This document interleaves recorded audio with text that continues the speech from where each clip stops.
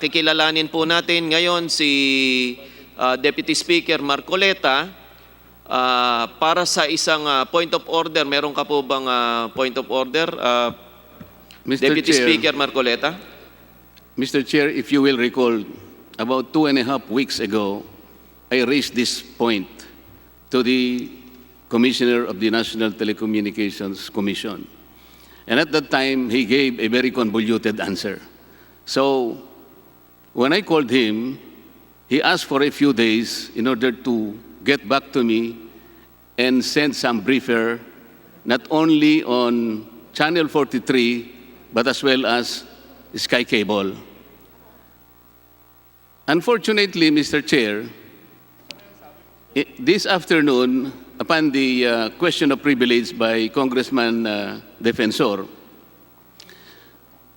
parang nagtatakip si Commissioner Cordova, Mr. Chair.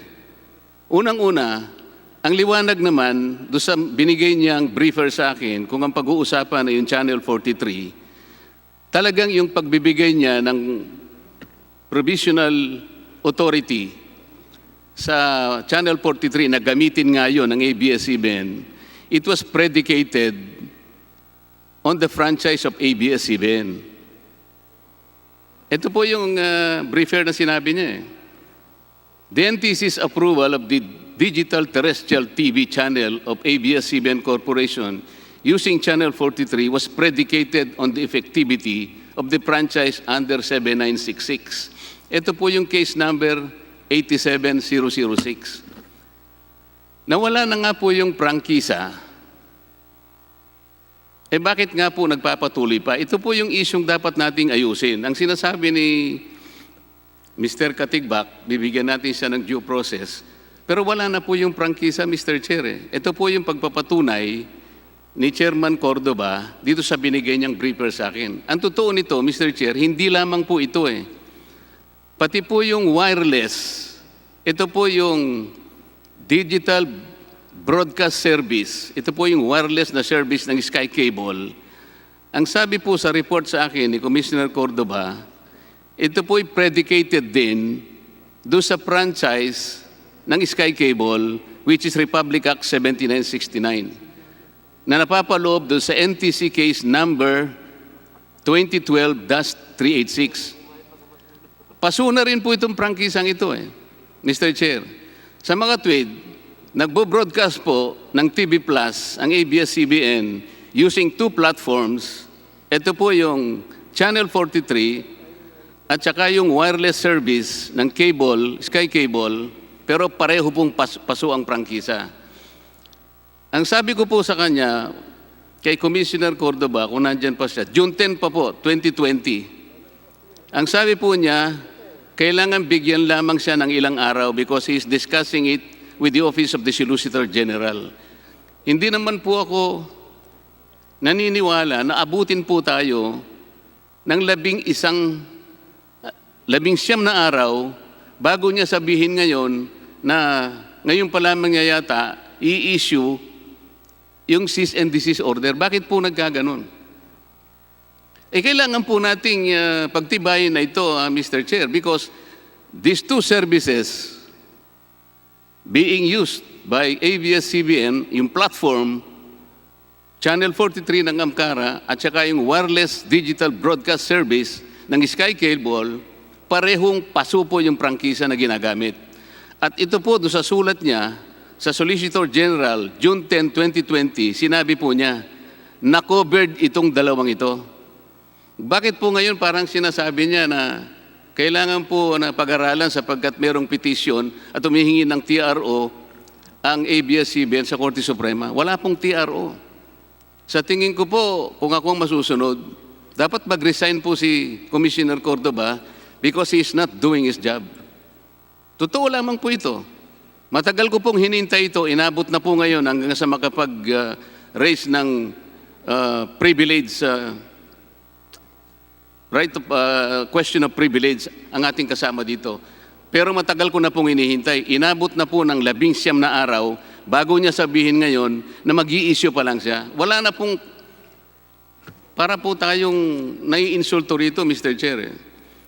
Nandito po tayo para himayin, kinukonsider po natin kung bibigyan pa natin o hindi ng prangkisa ang ABS-CBN. Pero walang puknat po nilang naipapalabas din naman ang kanilang mga programa sa dalawang platapormang aking binabanggit, gayong pareho ng paso ang kanilang prangkisa. Ayon po mismo sa report po ito ng NTC. Ano po kaya ang masasabi ni Commissioner Cordova rito, Mr. Chair? Deputy Speaker Marcoleta, pasasagutin ko po ng bibigyan ko po ng pagkakataon upang makasagot si Commissioner Cordova. Ngunit pagkatapos po nito, ipuputulin ko po muna ang oras na ibinigay ko sa iyo para maibalik na po natin kay Chairman Chikoy ang mga presentation po ng ating mga panauhin ngayong araw na ito. DS Marcoleta. NTC, you're now recognized. Pakisagot po ang katanungan ni Deputy Speaker Marcoleta kung bakit po tila napakabagal po ng inyong aksyon na ginawa pagdating po sa usapin ng ABS-CBN. Commissioner Cordova? Your Honors, narinig niyo po ako? Malinaw po ba? Okay, tulad po ng nabanggit ko sa kanina, Your Honors, ay ang ginawa po namin ay sinigurado po namin na hindi po kami magkakamali legally. Kaya po, dahil nga ang Office of the Solicitor General, ang aming pong abogado, ay sumulat po kami sa kanila at binanggit po namin itong mga bagay na ito. At ngayon po ay sumagot po sila at natanggap po namin kaninang umaga. Dahil po, Your Honors, natatakot po kami na kapag kumilos po kami ng mali, ay makaapekto po ito sa Supreme Court case na pending po ngayon laban sa amin. Mas importante po sa amin na maging tama ang aming mga hakbang at hindi po kami magkamali para po ang importante sa amin ay manalo po kami sa kaso na napending po sa Supreme Court. Ngayon po ay sumagot na po ang Office of the Solgen. Paano po kayong magkakamali, Commissioner Cordova? Paano kayong magkakamali? Parehong paso yung prangkisa na ginagamit ng Sky Cable sa kanyang wireless service, paso din yung prangkisa ng ABS-CBN sa paggamit niya ng Amcara Channel 43. Paano kayong magkakamali samantalang parehong paso ang prangkisa? Your Honors, ang abogado po kasi namin ay ang Office of the Solgen, kaya po kami nagpag-guide po sa kanila. Hindi po sinabi nyo kanina para hindi kayo magkamali. Ang tanong ko po sa inyo, paano kayo magkakamali parehong paso ang prangkisa na pinagbasihan ng inyong desisyon dito sa Sky Cable Wireless at saka yung Amcara Channel 43. Ito po ang binigay niyong briefer sa akin noong June 10, 2020 na hinihintay ko po. Inabot po tayo ng 19 na araw bago niyo sabihin ngayon na mag-i-issue kayo ng cease and desist order. Bakit po ganon? Kasi nga po inantay po namin ang guidance sa amin ng Office of the Solicitor General. Kaya nga po ang sabi nga ni Congressman Boying, baka mademanda po kayo sa ombudsman . Ako po ang gusto kong mangyari, mag-resign na lang po kayo . Kasi pinagtatakpan po ninyo . Paano po ang gagawin namin? Nandito kami ngayon. Ito bang ginagawa namin, walang kakwenta-kwentang bagay, Mr. Commissioner? Nagpapagod po kami rito kahit na ang ating senaryo rito COVID na tayo rito. Pero sa kabila ng lahat ng ito, pinagtityagaan naming himayin kung bibigyan natin sila o hindi ng prangkisa. Pero ngayon, nakabuyang-yang sa lahat ng mga television, nakakapag-broadcast pa rin sila . Kung ganun po, itigil na po natin ang proceedings, Mr. Commissioner, dahil kahit po pala wala silang prangkisa, kaya nilang mag-broadcast . Pasong-paso na po itong dalawa, pero pinapayagan ninyo . Bakit hindi naman kami magsisentimiento sa inyo? Pupunta pa kayo sa Solicitor General. Wala pong masama doon na pumunta kayo doon. Tama lamang yon. Pero kung ginawa na ninyo kaagad yun, ano man aksyon ang gawin ng ABS-CBN, tiyak tutulungan kayo ng Solicitor General. Ang ginawa po ninyo, baligtad, Commissioner Cordova. NTC, pakisagot po. Naintindihan po namin ang sentimiento ng Congressman Marcoleta. Pero ang ginawa po namin ay to ensure po na wala pong mali at tama po ang aming proseso, ay tulad po ng kahit na sinong kliyente, ay humihingi po kami ng advice muna sa aming abogado. Kaya po kami ngayon ay matibay na makakakilos dahil meron na po kaming pangahawakan na opinyon na binigay sa amin ng aming statutory counsel. At ang susunod po na magtatanong ay ang ating ginagalang Deputy Speaker Marcoleta at mayroon pong siyam na kongresista na nagpahiram sa kanya ng oras. It's now your time, Deputy Speaker Marcoleta. You have the floor. Maraming salamat po, Mr. Chair. Total, nandyan naman po si Commissioner Cordova. Siya na unahin na muna po natin. Commissioner Cordova, kung nandyan po kayo. Opo, Your Honor. Magandang hapon ulit. Ito pong provisional authority na ginrant nyo sa ABS-CBN nung mag-migrate sila from analog to digital. Ito po yung napapaloob sa NTC case number 87-006. Tama po. Tama po, Your Honor. At dito po, nung approve ninyo ito, kagaya ng binabasa ninyo, dalawang ulit nyo nang binasa, Opo. approves the conversion from analog television service to digital terrestrial television broadcasting station of ABS-CBN Corporation using Channel 43 in Metro Manila, predicated upon its congressional franchise under RA 7966, valid until the effectivity of said franchise. Malinaw po yun, Commissioner. Tama po, Your Honor. Meron po kayong consent ang NTC nung ipagamit ang Channel 43 para sa kapakanan ng ABS-CBN sa pag-transfer niya from analog to digital. Is that correct? Opo, dahil po kulang po ang... Dahil ang UHF limited sa po Metro ang frequency sa Metro Manila, Kulang kaya po. pinagamit ninyo ang Channel 43 sa ABS-CBN. Tama po? Opo, with ano po yan, pumayag naman po ang Channel 43. Tama po. Pumayag nga. Ngunit, ang Channel 43 ay isang free-to-air frequency. Tama po? Tama po, free-to-air po yan. Free-to-air frequency. Opo. Ngayon, pagka po ba free-to-air frequency, ito po bang ang provisional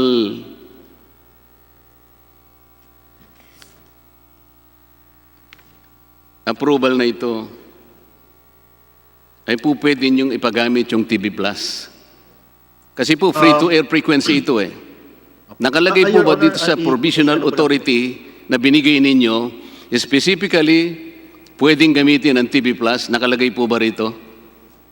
Your Honor, yun po kasing TV Plus. Hindi, tinatanong ko po, nandito po ba sa binigay ninyong provisional authority, magagamit po nila yung free-to-air frequency para i-launch nila yung TV Plus? Pwede ko po bang ipaliwanag, Your Honor? Para Hindi po nga, tinatanong ko lang sa iyo kung nandito sa inyong ano eh. Nakalagay po ba dito sa... Specific po itong pinag-uusapan Your Honor, natin eh. pwede NTC po yun, case number pero hindi- 87006. pwede po yun, Nakalagay pero wala po ba pong rito? pay-per-view. Mr. Chair, pwede po bang tapusin niya ako bago siya sumagot? Sorry. Dito po ba specific na nilagay ninyo na ang Channel 43 being a free-to-air frequency, pwedeng gamitin niya yung TV Plus? Nakalagay po rito? Opo. Ang TV Plus po kasi is a generic name po ng Yes set-top or no box. lang So, po pwede yun eh. Nakalagay Your po ba rito sa inyong provisional authority? Ano po yan? Bakit hindi Para po ninyo po- masagot kung nakalagay po o hindi? Mamaya na po yung ibang sagot natin. Dyan po ay hindi po nakalagay. Ayun. Kung po pwede po sana, kung ano yung tanong lang, yun lang sasagutin natin para madali po tayo. Ito sige pong po. TV Plus, Commissioner, exclusive po yung mga channels na nakalagay dito. Kung sabihin nila program, content, channels, exclusive po ito sapagkat naka-encrypt. Tama? Encrypted po ito. Yun pong ibang channels ay ini-encrypt po nila. Hindi po iba. Karamihan po nito, naka-encrypt. Tama po? Ang hindi lang encrypted dito, yung channel 2 at saka yung channel 23. But the rest, initially, meron silang 4 na channels, pero encrypted yun. Tama po? Maaari po, Your Honor. Alam po ninyo yun, hindi po maaari. Tama po, hindi. Tama po, tama po. Kapag ka po, hindi bumili ng set-top box, ang isang may-ari ng analog TV, ito po yung digital receiver, ito po yung black box. Kahit na free-to-air po ito, hindi niya ma-access yun, hindi niya makikita, hindi po ba? Hindi po mapapanood sa analog O yun, TV. ganun po yung nangyari. Kasi sinasabi nyo kanina, yung pong digital receiver, pwede namang bilhin sa Raon yun eh. Yun ang generic, Mr. Meron po. Commissioner. Pero ito pong digital, special po ito eh. Meron siyang encrypted na mga programs and channels dito na kapag hindi mo binili, hindi mo makikita lahat yung mga programs na nandun. Bumili ka ng digital receiver sa Raon, ang makikita mo, yung channel 2 at saka yung free to air. Tama po, hindi? Tama. Tama. Oh. Tama. Ito po ang problema. Ito ang problema.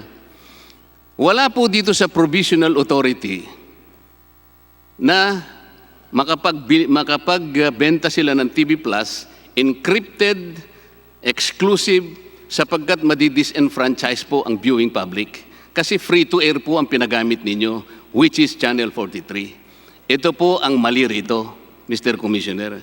Kaya nga po pinagpipilitan namin, bakit po ninyo sila pinayagan na mag-launch ng TV Plus na multiple channel? Kanina po na kayo po'y tinatanong ni Congressman Garbin yata, kayo po ang sumasagot para sa channel sa ABS-CBN. Ang sabi po ninyo, hindi channels yung mga yon, mga programs. Hindi po ba sinabi nyo? Di-justify po ninyo na hindi multiple channel. Sapagkat ang sinasabi nyo, these are multiple programs, not channel. Sinabi po nyo, hindi? Tama po, multiple programs. Sinabi po nyo One kanina, channel. hindi po? Okay. Naniniwala po ba kayo na yon ay mga programs at hindi channels?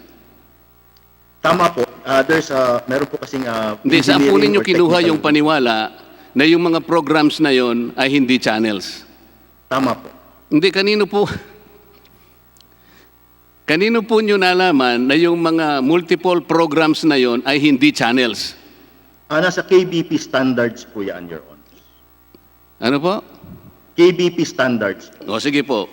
Para po sa inyong kaalaman, babasahin ko po yung isang pahina sa 200 page na ABS-CBN Corporation 2018 Annual Report submitted to the Philippine Stock Exchange. Page 69, ito po yung sinasabi. ABS-CBN channels. Ito po ang sinasabi niya. ABS-CBN channels. Open parenthesis, Channel 2, Sports and Action, Cinemo, Yay, Knowledge Channel, Teleradyo, Mix, Jeepney TV, O Shopping Channel, Asia Novela Channel, and Movie Central. Sila po ang nagsabi at umamin na itong mga programs na ito ay channels. Maliwanag po itong, bibigyan ko po kayo ng copy nito, Mr. Commissioner, kung gusto po ninyo. At ito po ihawak ko. Page 69, ABS-CBN Corporation 2018 Annual Report submitted to Philippine Stock Exchange. These programs are channels based on the admission of ABS-CBN. Ang tanong po ngayon, wala po sa inyong provisional authority. Bakit po ninyo pinayagan to the disenfranchisement of our viewing public sapagkat encrypted and exclusive ang kanilang mga programs? Bakit po? Actually, Your Honor, based on their provisional authority, dapat po ay hindi nila ginawa yun. Kaya nga po eh. Dapat nga po talaga. Pero ngayon lang po ninyo nalalaman na dapat pala hindi nila ginawa. Ang totoo po nito, Mr. Chair, today as we speak, the following programs or channels in TV Plus are still being shared on Channel 43. Channel 1, Jeepney TV. Channel 2, Asia Novela. Channel 3, Cinemo. Channel 4, Yay. Channel 5, Teleradyo. And Channel 6, KBO. Today, as we speak, Mr. Chair, the following programs and channels on Sky Cable, Sky Direct. Ito po yung sinasabi ko sa inyo kanina, Mr. Commissioner. Ito po yung direct broadcast satellite. Iba po ito yung sa wired. Kasi po, nung nakaraan, about 2.5 weeks ago, ang pagmamatwid ninyo, yung wired kasi, hindi nyo sinidio sapagkat ang authority nila ay nanggagaling sa Executive Order 205. Pinagbigyan ko na kayo doon. Bagamat sa darating na panahon, sasabihin ko sa inyo na mali din kayo doon. Kaya lang, ito pong direct broadcast satellite, ito po ay alam ninyo na predicated dun sa kanilang prangkisa, Republic Act 7969 per NTC case number 2012-386. Tama po o hindi? Yung pong Central Cable TV po. Ito po yung Sky Direct. Tama? Tama po. Okay. Sa mga katwid, dito po, kung ang prangkisa ng Sky Cable, Sky Direct, ito po yung DBS service, pasuna yung prangkisa, dapat po pinatigil nyo na sila rito. Kasama rin nung prangkisa ng ABS-CBN na pinahiram ninyo yung Channel 43. Napakasimple po nito. Tama po? Tama po, Your Ang Honor. pagmamatweet nyo kasi kanina, dahil nga po ang ABS-CBN naghain po ng petition sa Korte Suprema, karapatan po nila yon, wala tayong magagawa. Demokrasya po tayo eh. Nahingi po sila ng TRO, karapatan din nila yon. Kaya lang, hindi naman po nag-issue ng TRO ang Supreme Court. Ang ibig sabihin nun, wala naman po kayong legal impediment.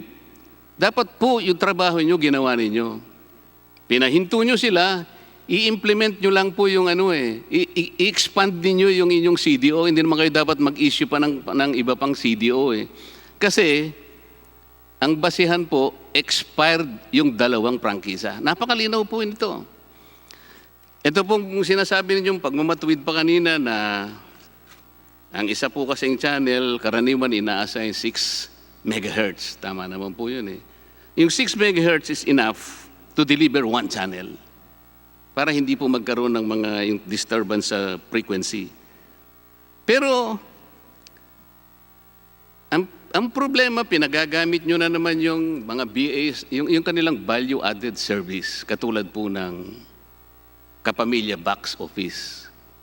Tama po. Ang Kapamilya Box Office po ay isang katulad po ng encryption, pay TV, pay-per-view, ito po ay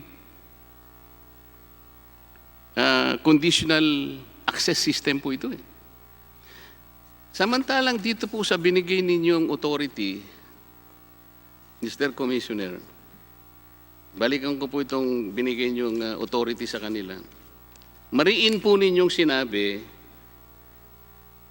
doon sa inyong findings and recommendation sa page 11 o page 5, Number 8, nakalagay po, no encryption nor conditional access of programming content shall be allowed.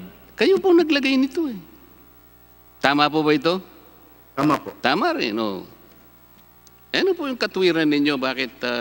Pagkatapos, doon po sa inyong this provisional authority is subject to the following conditions, sabi po ninyo. Number 4, on page 7, nakalagay po, the use of conditional access system on DTTV service shall be subject to such conditional access guidelines that the Commission or any other relevant government agency may hereafter issue. Tama po, di ba? Tama po. Wala pa naman po kayong guideline eh. Wala pa po, Your Honor. Paano ngayon nakagamit po sila ng ng conditional access system, Mr. Commissioner? Kayo po ang regulator eh. Kayo po ang inatasan ng ating pamahalaan para i-regulate po ninyo ang frequency. Alam po ninyo, ang frequency finite po, hindi infinite ito eh. Kaya po ina-allocate po ito sa mga taong deserving para sa ganun, magkaroon din sila ng chance na makapaglingkod sa pamamagitan ng broadcasting. Tama po? Tama po. O kung hindi naman po ninyo nagaganap ang tungkulin ninyo, kaya kanina po, pagpasensyahin nyo na ako, nabanggit ko na dapat mag-resign na nga kayo eh. Sapagkat itong isa-isang, napakarami ko pa pong dapat natukuyin sa inyo eh. Ang totoo po nito, bago nakapagsimula na mag-migrate ang ABS-CBN from analog to digital, hindi po ba nag-issue kayo ng temporary permit sa kanila? Temporary demonstration permit. Para pong ganun, Your Honor. Naalala po ninyo? Hindi ko po naalala ang detalye, Your Honor. Hindi na. Ipaalala ko po sa inyo, Commissioner. Nag-issue po kayo sa kanila ng dalawang demonstration permits.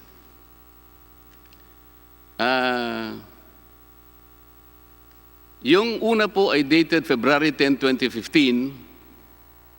Sinundan po naman ng March 30, 2015. Merong mga kondisyones po yun bago sila makapagpatuloy sa... Ito po ay demonstration lang from analog to digital. Naalala nyo na po? Parang naalala ko na po yun.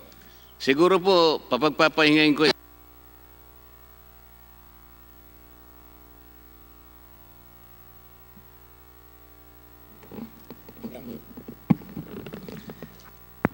Mr. Chair, may I shift to ABS-CBN muna para makapagpahinga si Commissioner? Sige po, Deputy Speaker Marcoleta. Mr. Katigbak, kayo na po ang sasagot. Yeah. Is it safe to say that you started airing ABS-CBN TV Plus in February 2015 using Channel 43? 43. Yes po. And you will please admit that until today, until you were threatened to stop, to be realistic, or more than 5 years later, you are still airing ABS-CBN TV Plus. We are carrying some channels po on Channel Okay. 43 on a block time agreement. Initially, ABS-CBN TV Plus had been into 6 multiple channels, namely ABS-CBN Channel 2, ABS-CBN Sports and Action or Channel 23, DCMM Teleradio, Cinemo, Yay, Knowledge. Ito po ay inamin nyo dun sa June 22, 2015 letter ninyo, paragraph 9, kung maalala po ninyo. Will you confirm that? Opo. Okay. And these channels increase in number over time, Mr. Chair. That included Mix, Jeepney TV, O Shopping Channel, Asia Novela, and Movie Central. Opo. Okay. And except for Channel 2, which is now called Kapamilya Channel also, and Channel 23, all these additional 9 channels on TV Plus are exclusive and encrypted. Opo. Pakilakas lang po para Opo. Okay. And because these 9 TV Plus channels are encrypted, I will not be able to access them unless I buy the TV Plus box. Am I correct? Opo. Okay. Sabi nga ninyo kanina na ibenta nyo ng 2,500 initially per black box until na-reduce nyo dahil marami na rin bumibili. Siguro, tama po? Tama po. Yan nga po ay na-advertise nyo sa Lazada, sa O-Shopping, ABS-CBN Store, YouTube, and in your website. Is that correct? Tama po, Your Honor. And you will agree with me, Mr. Katigbak, that in launching ABS-CBN TV Plus using Channel 43 frequency it was by virtue of a temporary permit to demonstrate. We called it demonstration permits as a consequence of a plan to migrate from analog to digital frequency. I am correct. Yes po. These demonstration permits, yung una nga po ay February 10, 2015, yun ay hanggang March 31, 2015. Later on, you were granted another demonstration permit dated March 30, 2015, and the validity date is up to June 30, 2015. I am correct? Yes po, including po the IRR, the Implementing Rules and Regulations. Yes. Para hindi po mabawasan ang aking oras, can you please read section or read number 1, yung condition number 1 under that demonstration permit?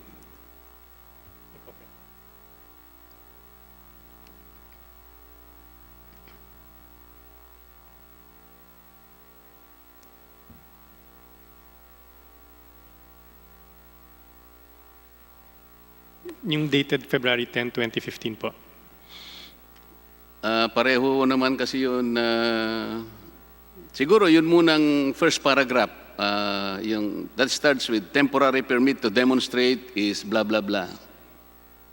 Temporary permit to demonstrate is hereby granted to ABS-CBN Corporation, Amcara Broadcasting Network, with postal address at ABS-CBN Broadcast Center, Sergeant Esguerra Avenue, Corner Manir, Ignacia Street, Quezon City. Okay, so dito po nakalagay, ang ABS-CBN Corporation at saka Amcara Broadcasting Network, iisang ginamit na postal address. ABS-CBN Broadcast Center, Sergeant Esguerra. Ito po yung dating Bohol Avenue. Tama po? Opo. Opo. One of the 8 conditions imposed by NTC in these 2 demonstration permits, Mr. Katigbak, was that the permits shall be temporary and shall be valid until March 31, 2015 in case of the first one, and June 30, 2015 in case of the second permit. Will you confirm this? Yes, Your Honor. By admitting that until today you are still airing TV Plus, or more than 5 years now, after June 30, 2015, will you now admit that you violated the expiration period set forth in the demonstration permits? I believe we continue to operate on the basis of our provisional authority, Your Honor. Hindi po, itong And the test, IRR. itong test broadcast natin, these demonstration permits had validity dates. Ang sabi po, June 30, 2015 lang. Answer na lang. Okay. So, ang tinatanong ko sa inyo, kung hanggang June 30, 2015 lang ang binigay doon sa demonstration permit, at sabi nyo kanina, hanggang ngayon ay nagpapalabas pa kayo ng TV Plus, then you can admit now that you violated the expiration period set forth in those 2 permits. Mr. Chair, I'll May- defer to our May I attorney po, be Pedro. recognized, Mr. Chair? Yes? Okay. So the demo permit has a time lapse. That's true. But after the demo phase, No, I then thought you, it would I proceed thought you now were, to the issuance of a I provisional thought you will be authority. answering my question. Okay. Yes, It sir. has a validity date. If we reckon from the second permit, that is only up to June 30, 2015. Question is, you are still airing TV Plus until today, or 5 years, 4 months from that particular period. Aren't you, or weren't you violating this? We are not Demonstration violating, Your permit. Honor. We are not violating any rules that you are mentioning, Your Honor. For the demo phase that was over, that's why a provisional authority was issued, so that we can already continue with the digital services. The demo is just a phase in the application. After that testing No. phase is done, then it will proceed now to the issuance of a provisional authority. You cannot yet shift to that, because if you will, let me go to the other condition.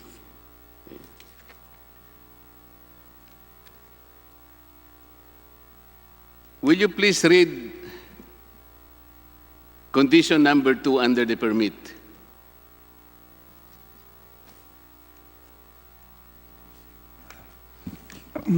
Mr. Chair, are you referring to the second bullet point? Yes, they are in So the bullet points. The second bullet point, will you please read that? Yes, Mr. Chair, it says here, the equipment to be used shall be subject to re-export upon completion of the test and evaluation period. Okay. Upon the completion of the test period, which is June 30, 2015, condition number 2, or bullet point number 2, says that the equipment to be used shall be subject to re-export upon completion of test and evaluation period. Okay. Considering that you have continued in broadcasting or in viewing, in airing TV Plus, I can only assume that you did not comply with the second condition kasi dapat ni-re-export na ninyo eh. That's Did not you true, Your re-export Honor. That's not the true, Your equipment? Honor. This refers to the transmission equipment. That is As correct, explained because- I explained by Commissioner Cordoba, the TV Plus box are just receivers and they are just appliances. I am not asking you about the boxes. I am talking about the equipment utilized during the demonstration period. They are specified here. You have to read it in. Insofar as Channel 43 is concerned, this is parenthesis 644-650 megahertz. Because this is Quezon City. Did you re-export that particular equipment? There is no need, Mr. Chair, because under the migration plan, the entire analog will have to shift to digital. It would be absurd that after demonstration, the broadcast equipment used for digital would be re-exported. We have to take note of the migration plan of the DICT and the NTC. This is a permanent thing. Mr. Chair, kung ganitong mga tuwira nitong abogado ng ABS-CBN, hindi tayo matatapos dito. This is a very specific condition. Upon the completion of the test and evaluation period, the completion or the validity date is napakalit kasi. The equipment to be used shall be subject to re-export upon completion of the test and evaluation period. Okay. What does this mean? You have to re-export the equipment. Ngayon, kung hindi kayo nag-re-export ng equipment, you violated the second conditionality. Mr. Chair, ako po, I will defer to the NTC on the interpretation of that particular permit. And I think it should be the NTC to decide. I think, Mr. Chair, it should be the NTC to decide whether there was a violation of the permit or not. But I'd like to put on record po that ABS-CBN was complying with the directive of both the DICT and the NTC to migrate our broadcast to digital as quickly as possible. Well, that Because is for us to assess and determine, Opo. Mr. Katigbak. But That's right, insofar Mr. as the Chair. conditions are concerned, there are no manifestations and proofs that all these conditionalities are being fulfilled. So who is going to answer this? There was no re-export that occurred in this. So the equipment remained with you and you utilize it until today or 5 years after the expiration in June 30, 2015. This is what happened, Mr. Katigbak, right? That's right, Your Honor. Okay, so In compliance This is- po with the NTC directive. that's the second violation. Okay. Condition number 3. Can you please read that, Mr. Katigbak? May I be recognized, Mr. Chair? Okay. Bullet point number 3, the intended coverage area shall be limited to Metro Manila, Bulacan, Rizal, Cavite, and Laguna for Quezon City Station, and Metro Cebu for Cebu City Station only. Okay. Which means that you are only allowed 6 areas. Is that correct? For the demonstration phase, Mr. Chair. Yes. But I'm showing you a screen cap of ABS-CBN TV Plus website showing the coverage area of the TV Plus. It included the provinces of Pampanga, Nueva Ecija, Tarlac, Pangasinan, Benguet, which means that, again, you violated the areas specified in this condition. I am showing you your own screen cap of ABS-CBN TV. Ito yung map, oh. Okay? Mr. Chair, No. Is this not a violation considering that you included 5 more from the 6 areas that was specified under bullet number 3? bullet number 3 refers to the demonstration permit. Ito nga yung Those areas demonstration. that you mentioned, Mr. Chair, refers to the enhanced services that under the IRR, we are supposed to offer to the public by January 1 of 2015. You cannot isolate the demonstration permit from what actually happened in the launching of TV Plus. These are the areas covered. All in all, 11 rather than 6. But the condition under which you're supposed to operate, 6 lang muna. So the conclusion here is that you violated again condition number 3. Can we go to condition number 5 para madali tayo? Bullet number 5 reads, frequency assignment for test broadcast shall be temporary. Okay, given the temporary nature of the frequency assignment and given the fact that The temporary permits did not confer you vested rights. May I know why you are still using Channel 43? The More Channel than 5 43 years is after. authorized under the assignment plan of the NTC, and it was reconfirmed in the provisional authority both of ABS-CBN and MCARA. Nag-expire na nga yung franchise mo eh. Hanggang ngayon, hindi ka pa humihinto eh. Channel 43, as already confirmed by the commissioner, was predicated or based under the franchise of ABS-CBN Republic Act 7966. Mr. Chair, I also believe that he clarified it by saying it's on the basis of a block time arrangement. It is independent of the provisional authority. Black time ka ng black time na naman eh. Kanina kinonfirm na nga ni Commissioner. Paano magiging black time ito? This was the source of your provisional authority. NTC approved the use of Channel 43, and that is with the consent of ABS-CBN para kayo makamigrate from analog to digital. There is no black time here. There is a reference to the block time in the PA of MCARA. Let me read the block time. Sa AMCARA ang sinasabi mo, we're talking about the TV Plus and the use of. Kasi nga, hindi pa kayo wala pa kayong naka-assign dati. I don't know because nung magbunutan kayo, I think ABS-CBN got Channel 16. Tama? Yes, Your Honor. Inalis na natin yung mga analog. And then, anong ginagamit ngayon ng ABS-CBN? Is it Channel 43 or Channel 16? Now, at present, we are no longer transmitting on all the frequencies that are stated in the CDO. As for the transmission of the 43, The question that is based on the block time agreement. Ang tinatanong ko sa iyo, having gotten Channel 16 as the assigned number for digital channel of Channel 2 o of ABS-CBN, anong ginagamit ninyo ngayon? Sinuli nyo na ba yung Channel 43 and you shifted to Channel 16?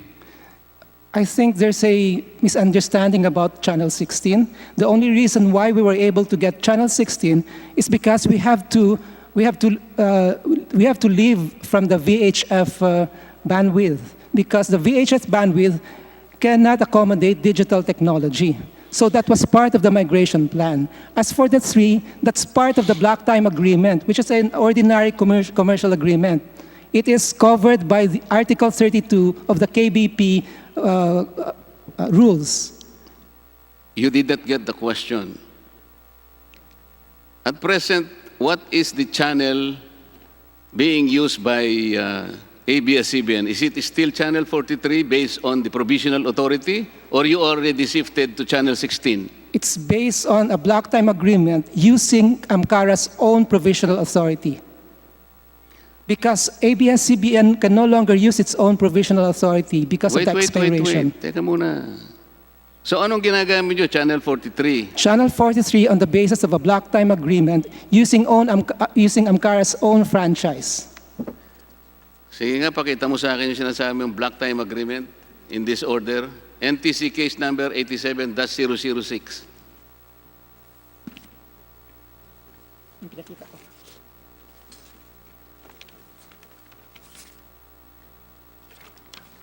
Mr. Chair, kindly refer to the second page of the order issued in 91-205.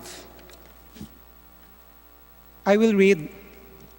These are the following findings of the BSD, or the Broadcast Service Department of the What NTC. page? This is page 2, Mr. Excuse Chair. me po, Deputy Speaker Marcoleta. The committee secretary is hereby directed to secure copies of the block time agreement between ABS-CBN and AMCARA. Pakituloy na po, Deputy Speaker Marcoleta.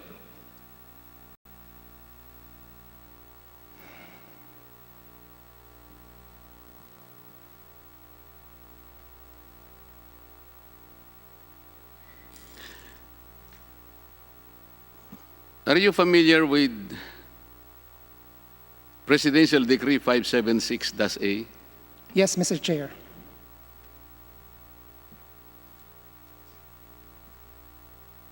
If you're familiar with this particular law,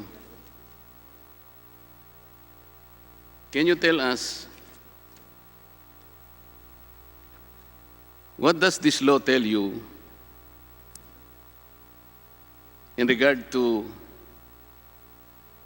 Section 2?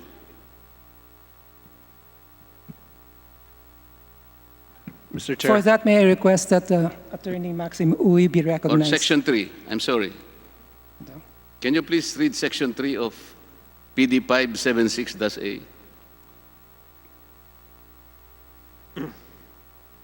Mr. Chair, Section 3 reads of PD 576A, no person or corporation may own, operate, or manage more than one radio or television station in one municipality or city, nor more than 5 AM and 5 FM radio stations, Pwede po bang pakilakasan, ABS-CBN? nor more than 5 television channels in the entire country, and no radio or television station shall be utilized by any single interest group to disseminate information or otherwise influence the public or the government to serve or support the ends of such group. So, dito po, Mr. Chair, sa buong bansa pala, bawal pala na mag-air ka ng more than 5 television channels. Dito pa lang sa binabanggit natin, TV Plus, 11 na po yun. Ito po yung mga batas na nalalabag nila. At sinasabi rito, no person or corporation may own, operate, or manage more than one radio or television station in one municipality. Ito po yung 111 policy. Ang nangyayari po sa TV Plus, hindi na ganun Kagaya po ng tinanong ko kanina kay Commissioner Cordoba, at ngayon ay nalaman niya na nagkamali siya, wala po doon sa kanilang provisional authority na mag-launch sila ng TV Plus na naparami yung mga channels na nung umpisa sinasabi nila ay mga programs, mga contents. Pero naipakita ko naman sa inyo na yung mga programs na yon are considered channels per their report to the Philippine Stock Exchange. Ito po kasi ang nagiging problema natin, pinangangatwiranan pa ninyo kasi kahit na medyo may pagkabaluktot ang pangangatwiran ninyo.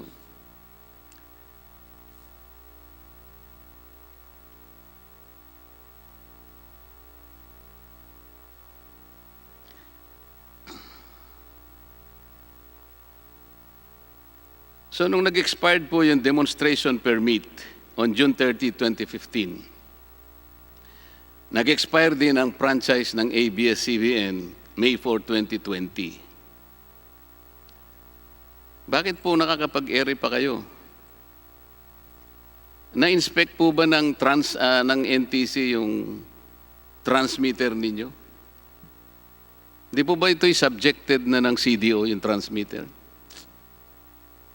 Paano ko yun nakakapag-transmit through Channel 43? Kung ang Channel 43 is also addressed in ABS-CBN as recorded in demonstration permit, pwede po bang i-conclude na ginagamit pa ninyo yung transmitter nyo sa Bohol Avenue?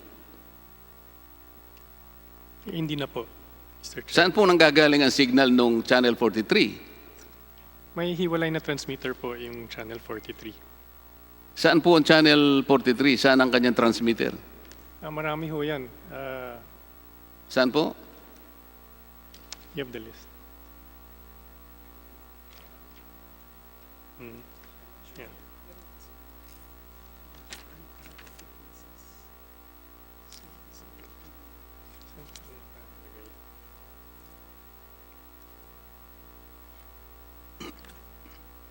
Mr. Chair, dito po sa listahan namin, 5 po yung transmitter pero parang hindi pa to kompleto.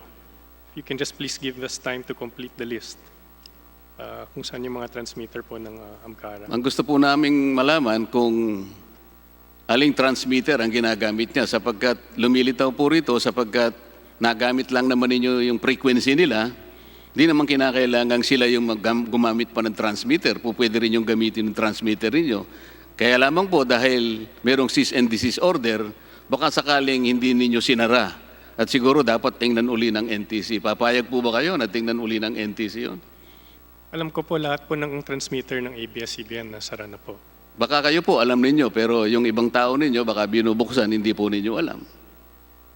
Utos po namin yan na isara lahat ng transmitter na nakalista sa CDO ng NTC po. Pero mas maganda rin po kung makita rin ng NTC para makasiguro tayo. Tama po? Tama naman po. Did the demonstration permits allow you to launch multiple channels?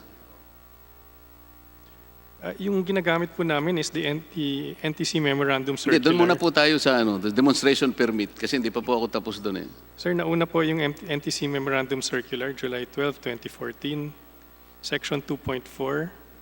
What is that? The provision of new programs in addition to the analog legacy program is encouraged. Hindi ko po narinig masyado yun.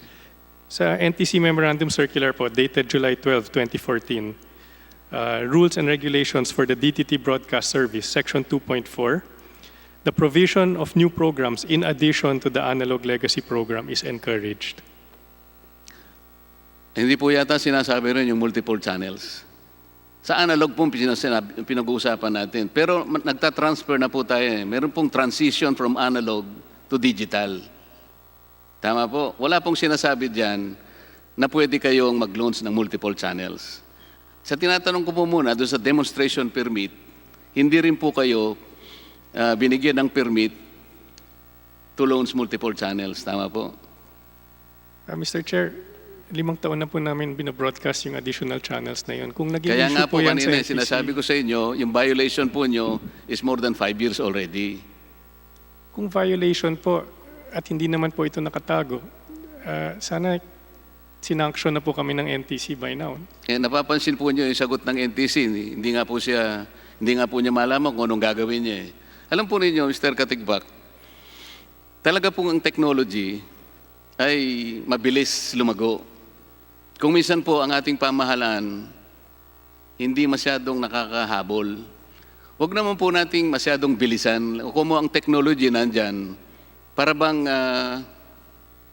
sige, wala pa namang mga rules, unahan na natin. Huwag po ganun. Kasi yung prangkisa po ninyo was granted by Congress 25 years ago.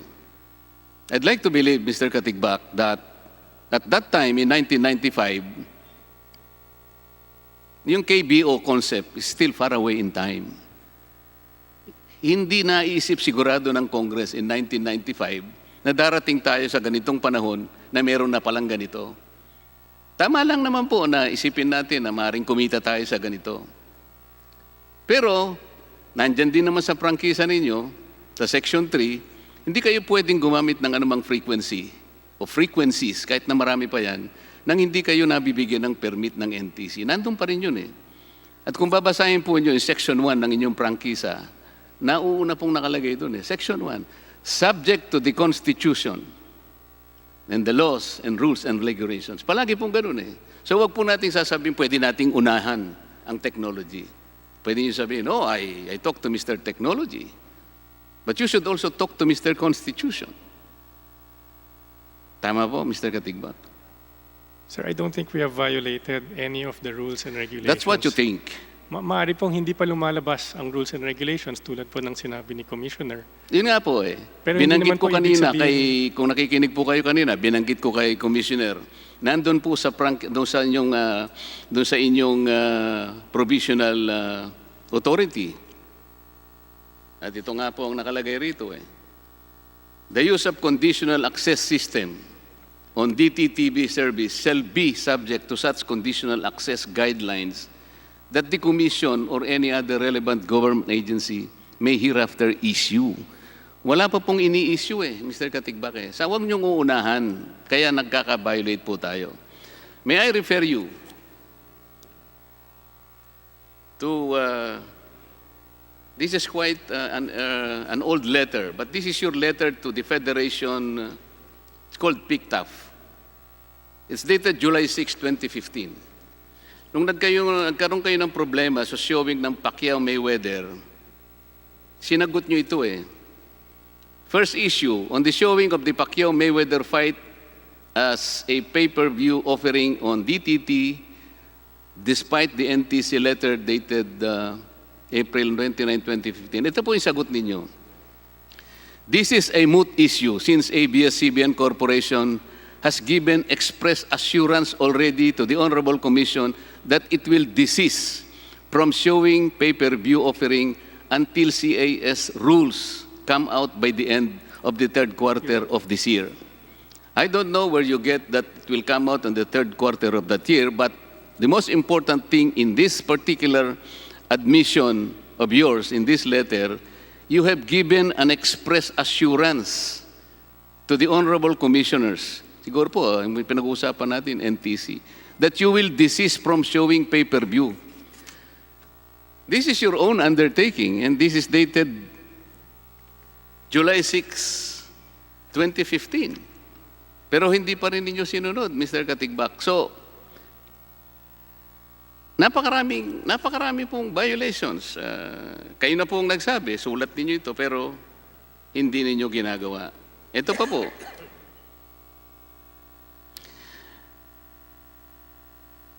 The KBO channel is a pay TV. Is that correct?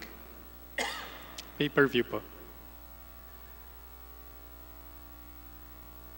Is it that the fact that within the demonstration period, or on May 3, 2015, you used the digital terrestrial TV system to air the Pacquiao-Mayweather fight? Tama po. Tama. Pakilakas lang po ng konti. Tama po.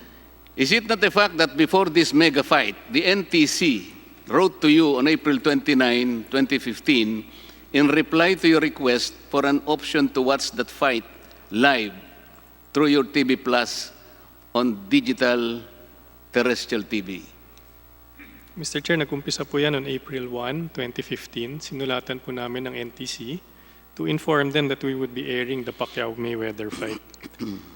Alam Insulat ko po po nila yun. was April 29, requesting us to refrain from offering the service. Tama po yun. At ang sabi po ng NTC, doon sa sulat niya ng April 29, in reply to your request, kung po pwede ngang PPB show sa Pacquiao fight, sabi po ng NTC, you are directed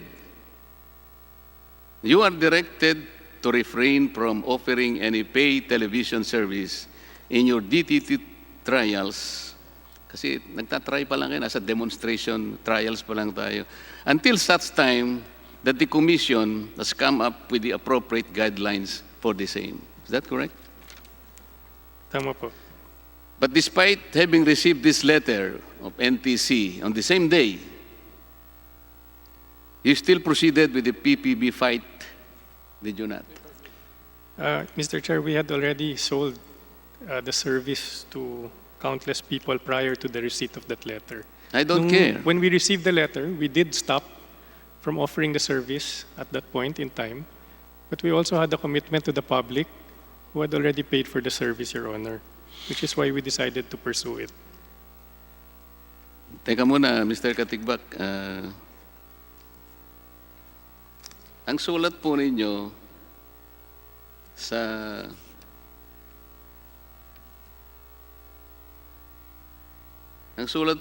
sa NTC is April 1, Opo, 2015.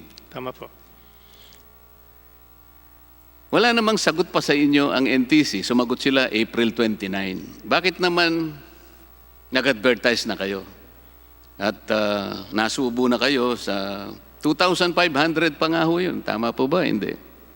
Tama po. Bakit naman nagpakasubo kayo na magbenta kagad nung pay-per-view fight ni Senator Pacquiao? Wala pa naman kayong natatanggap, nakasiguruhan na kayo ipapayagan ng NTC. Pagkatapos ngayon, ikakatwiran nyo. Nasubo na kami. Tama po bang katwiran, Mr. Katigbak? Mr. Chair, ang inisip namin at the time was this is something that would be important to the public. Tama po yun eh. Lahat po tayo nag-iisip na makakatulong sa ating bansa, So sa tanggap ating naman, mga kababayan, mapapasaya natin. Sino naman ang ayaw makita talaga live ang labanan ng Mayweather at saka...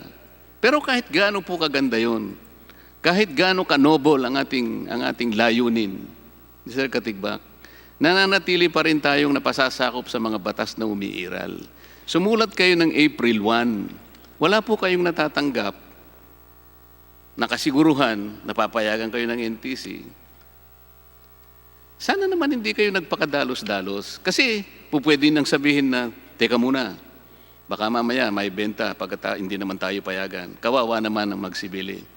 So pinayagan, hindi kayo pinayagan pero nagtuloy-tuloy kayo sa pagkakakala na kawawa naman ng mga tao nakabili na. Tama po yung katwiran na yon, Mr. Katigbak? Hindi naman po kawawa pero obligasyon po namin dahil kinuha na namin ang pera nila to make sure na we deliver the service that we promised them. Hindi nga po eh.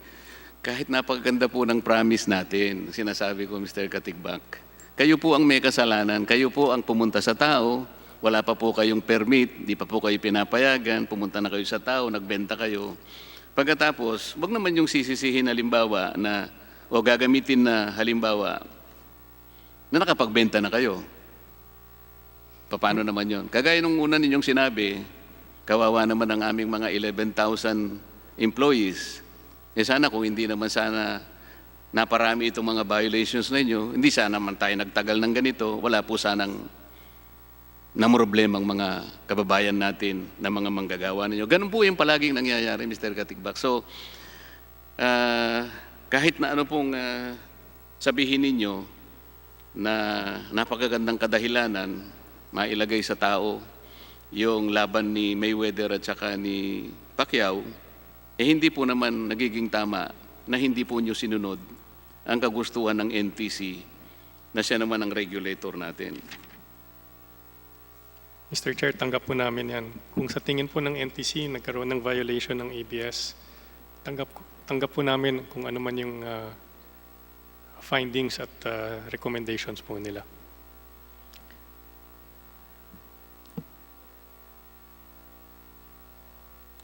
Kasi po para sa akin, you were so bold in defying the NTC. Were you above the law, Mr. Katigbak? We are not above the law, Mr. Chair. That's the reason why you should have refrained from doing this without the approval of the NTC. Were you allowed by NTC to make money during the test period? I don't think we were prohibited also, Mr. Chair.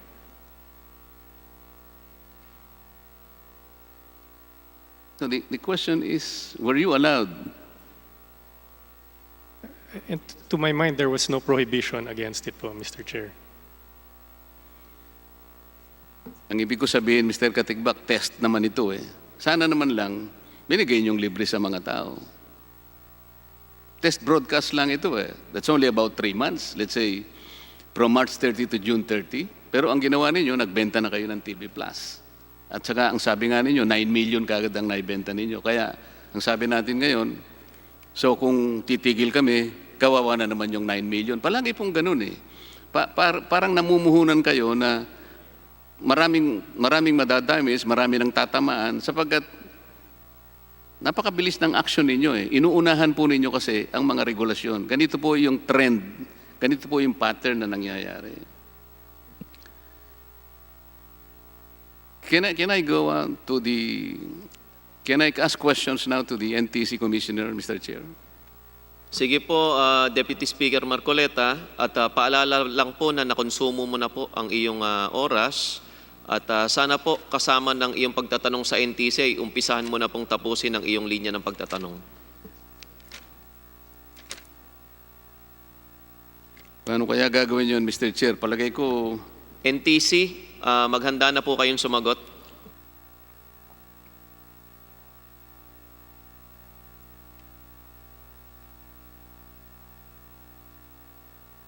NTC, Commissioner Cordova.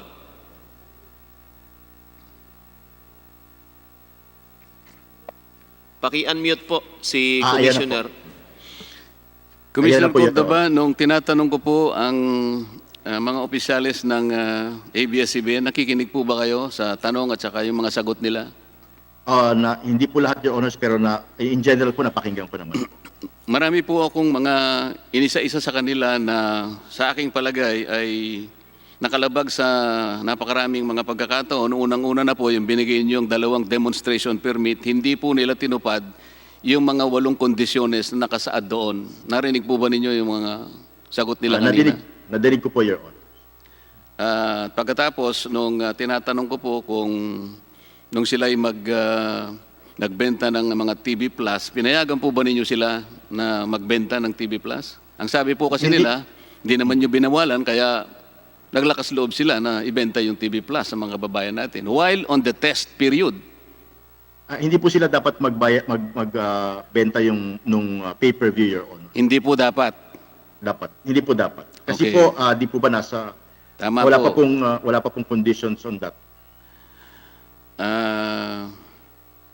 Ano naman po ang ginawa ninyo nung nalaman ninyo na nagbenta sila ng TV Black Box? Noon po nagpapaalam sila, Your Honors, ay nag-issue po kami ng cease and desist order sa kanila po, Your Honors. Na yung pong mga Pacquiao Mayweather fight at iba, nag-issue po kami ng cease and desist order sa kanila, Your Honors. Hindi po yung black box nung benta nila, hindi niyo naman pinayagan. Sabi nga ninyo, hindi dapat. Ano naman ang ginawa niyo at umabot na nga po sa 9 million units po eh.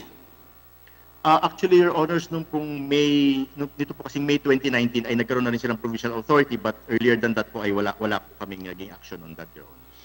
So nagkakaintindihan na po tayo, Commissioner, na dahil tapos na po yung prangkisa ng ABS-CBN, maging sa paggamit nila ng Channel 43, tapos na rin yung wireless, yung DBS service nila sa Sky Cable, sapagkat nakabase sa pasong prangkisa na yon, dapat covered po yun ng CDO, tama po?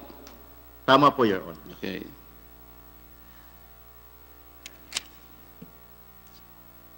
Magkano po ba kanina po tinatanong hindi ko po alam kung si Kong Boying o si Kong Mike, sa dami po ng violations na to, meron po kayong sinasabing 200 pesos na violation? Ano po ba yun? Penalty? Based on the Public Service Act po, ang penalty po is 200 pesos per violation po, Your Honor. Specifically, you are basing it from Section 21 of the Public Service Act. I think so, Your Honor. Okay. Hindi, 21 po yun, Section 21. Siguruhin po ninyo yun. Ang nakalagay po ron, 200 pesos per day, per violation. Kung halimbawa po, itong pagkakagamit ng multiple channel, sabi ko nga sa inyo kanina at inamin na ninyo, mali yun. 11 channels po, pinalabas sa TV Plus per day. On the basis of 200 pesos. So the 200 pesos times 11 times 365 times 5 years. Magkano po yun, Commissioner Cordoba? I have to compute, Your Honors. I-check ko po, babalikan ko po kayo. 200 pesos Kunwari po yun ang maging base natin. Kunwari times po 200 11 pesos, channels. Times ano po? 11 channels po yun eh. Per day Okay. kasi eh. Times 365 times 5.4 kasi 5 months and 4 months na po hanggat hindi sila umihinto. Magkano po yun?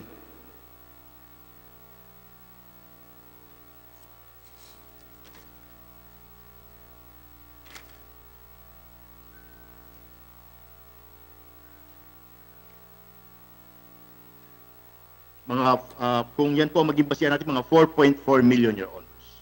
Mali po kayo, Commissioner. Computein nyo uli. 200 po by 11 times 365 times 5.4 times 5.4 po ba?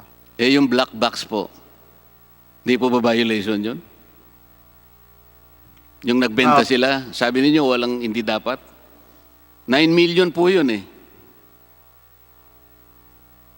Ay kailangan po i-check natin kung kailan po nabili yung black box. Magiging factual ano po yun bawat isa. Tama po, pero nagsimula nga po sila alam po nyo yung date kung kailan nagsimula ito eh. Staggered basis hanggang dumating ngayon, mga 9 million. Palagay na lang po natin, computing natin sa 5 million per day. 365 times 200 times 5.4.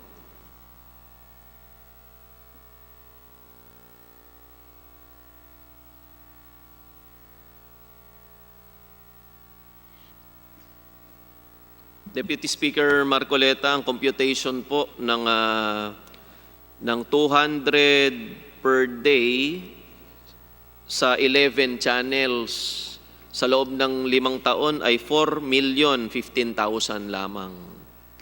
Opo. Malaki po ito para sa atin, mga pangkaraniwang mamayan, pero sa isang korporasyon po na kumikita ng daan-daang milyon o ng bilyon, ay magmumukhang maliit lamang po ito. Hindi po kasama Deputy yung mga Speaker Marcoleta. Hindi po kasama yung mga black box kasi, Mr. Chair.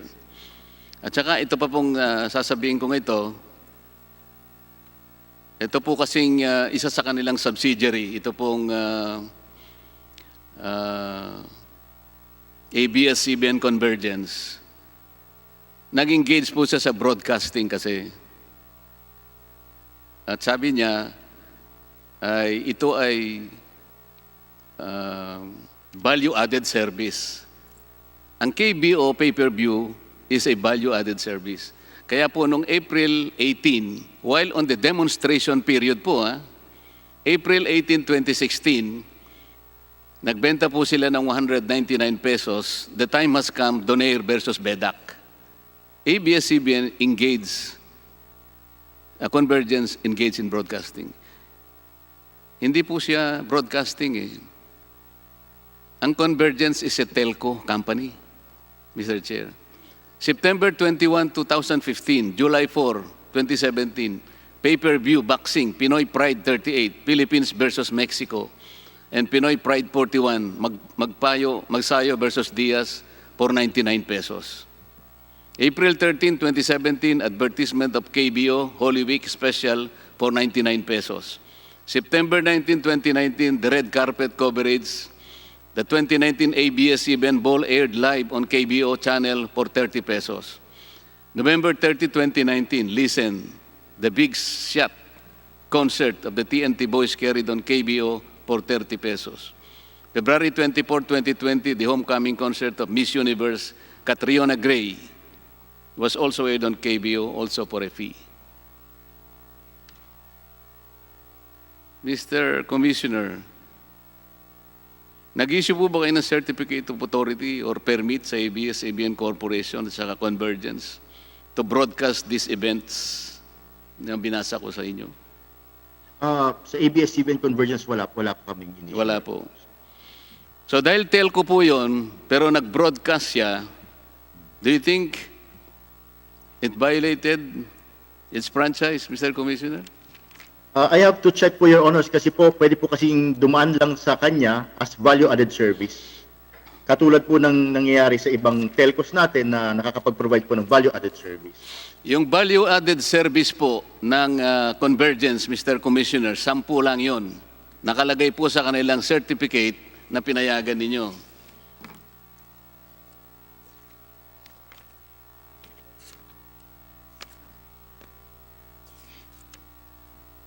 Dalawa po yung certificate of registration na in-issue nyo sa kanila. Isa po ay valid until January 15, 2018. Meron kayo pang January 15 to 2023. Ito pong 10 value-added services: music, infotext, social networking, messaging, video streaming, games, image, location-based, IP multicast, electronic payment service.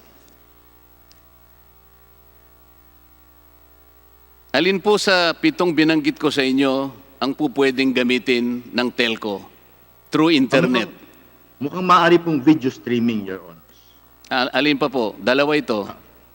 Video streaming po. Meron pa pong isa. Yung IP multicast at saka yung video streaming po pwedeng gamitin ng telco, tama po? Pwede po. Pero sa internet lang yon. Sa internet po. Pero ang ginawa po niya, nag-broadcast siya.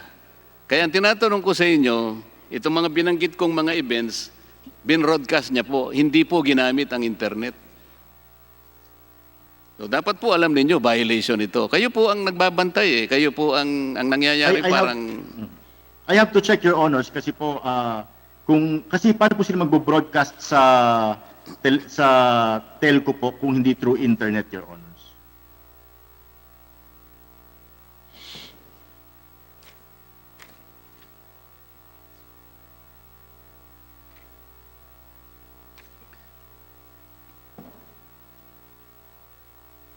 Mr. Commissioner, kapag ka po sinyat off natin ang Channel 43 na maliwanag naman pong dapat, ang mawawala po ngayon is Channel 1, Jeepney TV, Channel 2, Asia Novela, Channel 3, Cinemo, Channel 4, Yay, Channel 5, Teleradyo, Channel 6, KBO.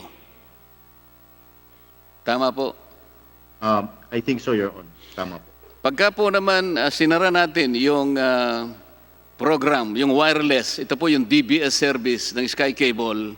Ito po yung mawawalang mga channels. Kapamilya Channel, Cinemo, Yay, Knowledge, ANC, Jeepney Channel, Mix Channel, O-Shopping Channel.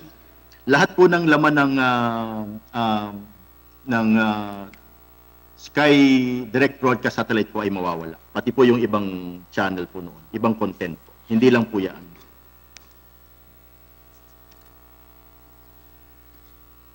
So ngayon po, na na-validate natin ang napakaraming mga... Teka, ito po pala. Kasi kanina po may sinasabi kayo na yung TV Plus ay walang iniwan sa isang digital receiver na pwedeng bilhin sa raon, di ba?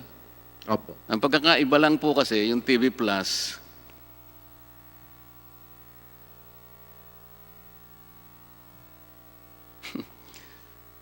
salamat ka, Commissioner, pinatitigil na ako. Pero nagkaintindihan na po tayo kanina, no? Maliwanag po na covered ng CDO po yung dalawang platforms na binanggit natin kanina. Tama po yun. Kailan po i-implement po yung cease and desist order? Tapusin po namin ngayong gabi, Your Honor. Ngayon po, Opo, i-issue po namin, ayusin po namin tonight, Your Honor. sana po, Mr. Commissioner, maging vigilant po tayo. Kayo po kasi ang naatasan ng ating pamahalaan na bantayan po natin ang ating airwaves, yung mga frequencies. Hindi naman po dahil sa napakalaki at napakataas na po ng antas ng ating technology ay magpapabaya po tayo. Kung kinakailangan po na gawin nyo kagad ang guidelines para hindi kayo maunahan, ang nangyayari po kasi parang imbes na kayo po ay maging regulator, parang merong regulatory capture na nangyayari sa atin ngayon sapagkat mukhang masakit sabihin pero parang napapaikutan po kayo, Mr. Commissioner.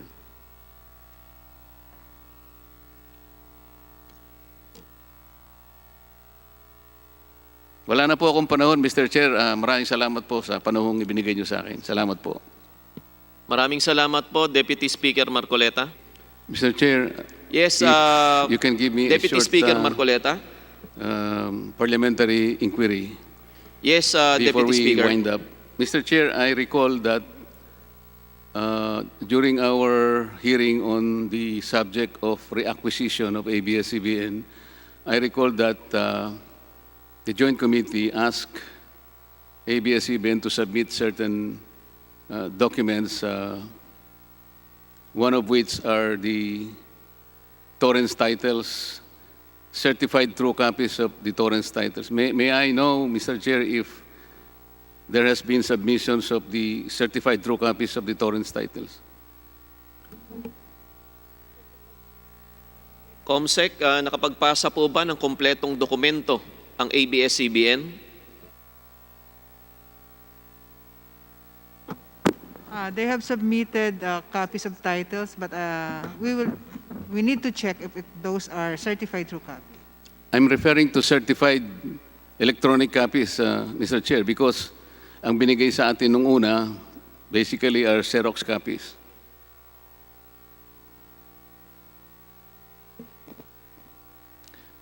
Mr. Chair, I'm asking Deputy this Speaker because... Marcoleta, nakapagpasa na daw po ng panibagong mga torrents titles ang ABS-CBN, ngunit sinisigurado pa ng committee secretary kung ito ba talaga ay certified. Mr. Chair, ganito po dahil sa kagustuhan kong makakita man lang kahit isa, ang ginawa ko po ay kumuha ko ng certified electronic copy sa sa opisina po ng Register of Deeds ng Quezon City ngayong umaga, Mr. Chair.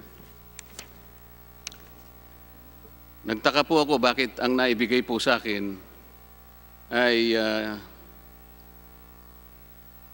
owner's duplicate certificate.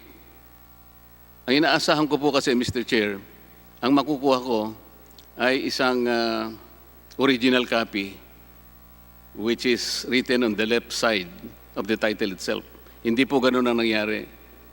Ang ibig po sabihin nito, yung titulong ipinadala sa atin, yung 125702, does not appear in the registry file of the Register of Deeds. It is not extant, meaning to say it's not there. Kasi po kung yun ay nandun, ang nakuha ko po sana is an original copy. Hindi po owner's duplicate copy na kagaya po ng nakuha at binigay na sa atin. Pangalawa po, Mr. Chair, meron pong nakalagay ritong parang provisional registration 9690. Ang nakakapagtaka po rito, Mr. Chair, if we are guided by the date of this title, which was submitted to us before by ABS-CBN, ito po ay dated December 26, 1967. Kung talaga pong ito ay for reconstitution, Mr. Chair, bakit hindi po naka-annotate yung facts of a pending reconstitution, kung talagang totoo, dapat naka-annotate dito sa pahina ng titulo. Wala po yun, Mr. Chair. At the very least, kung makikita po natin na pending reconstitution ng title, nakalagay po yung, let's say, yung court number, yung file number, and other facts associated with this. Wala po. Pangatlo, Mr. Chair, ito pong pinagmulan na titulo na binigay sa atin ng ABS-CBN, yung Xerox copy, ang nakalagay po ay TCT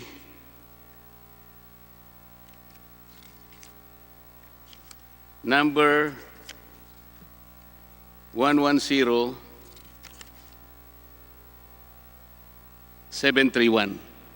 Kumuha po ako ng certified true copy rin ito. Nagtaka po ako, itong pinagmulan na titulo na 125702 ay nasa ibang lugar at ang nakapagtataka po, 42 square meters lang. Hindi 44,000 plus square meters. Bakit po ganito, Mr. Chair?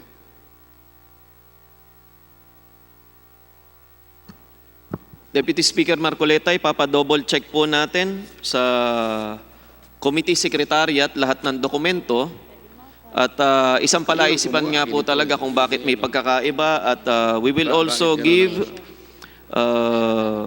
ABS-CBN ng pagkakataon para maipakita pong tama po yung kanilang mga titulo na isinumite. Deputy Speaker Marcoleta.